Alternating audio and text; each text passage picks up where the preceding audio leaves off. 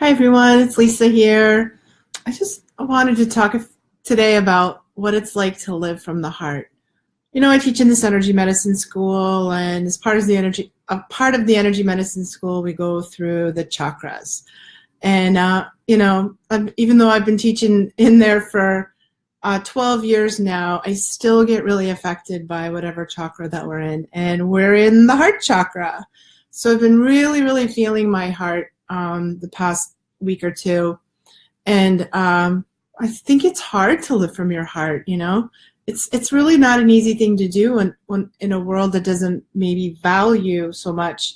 We really are mind centered in our head. Like, we like to live in our minds. It's not that you don't need your mind. You need your mind. But there's something that happens, I think, in our spiritual growth, that when we really drop from the mind as the master into the heart as the master. And it takes a kind of spiritual strength to live from your heart, and it's not easy. It's not for the faint of heart, I should say, but really our hearts are so strong. And I think our lives change when we shift the locus of our being from our mind down to our heart. And I think this happens because our heart is really the part of our energy field, the chakra system, that connects the most deeply to our soul.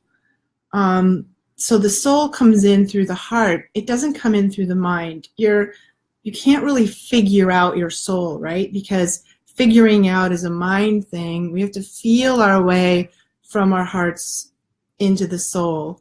And I know that this changes our lives when we do it. So if you drop into your heart and you really live from that heart, you're going to attract things into your life that resonate with your heart instead of resonating with your mind. Your mind can't really bring you to a way of life that makes you happy, right? Your mind will create your mind is based on all the shoulds. Well, I should do this and I should do that, and this is a good idea. And a lot of times those shoulds and ideas are based on our family programming, other people's expectations, and it's not that they're bad ideas. They can be fabulous ideas, but they're not generally resonating from our soul. Your mind really can't think your way into a life that will make you happy, because happiness is a heart thing. Happiness is something that we have to feel our way through, and it's so contrary to the culture that we live in, and sometimes it's not pretty. Like, our mind likes these nice straight lines, and things are organized and make sense, and the heart has this way of like coloring outside the lines, of kind of like living in this soulful way that sort of like makes a mess of things. And every time I get into my heart, life feels so messy. And I really think it's also important to remember that our heart is the balance point of our chakra system, right?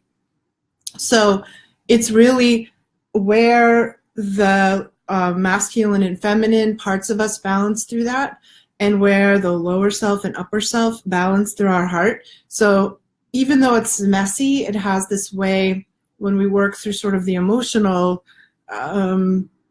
flow, because I think it's flow rather than mess. When we work through the flow, we come into this system balance when we really live from the heart. And I was thinking today too that, if all of us really live from our hearts more, probably wouldn't have so much violence in the world. Like when you're truly heart-centered, we're in community, our hearts want community, our hearts empathize. We feel for other people, we feel the interconnectedness of everything. And again, this is like a soulful thing.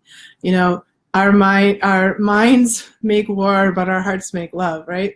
I think that's totally true. So we feel that connection. And I think that I see lately a lot of my clients come in who are in this struggle, and they're getting rid of or thinking about getting rid of those things that numb us. Because I think when we live in our hearts, we get close to our hearts, it's very achy, and there can be a desire to numb and move us out of the heart because it's so painful really to be in there.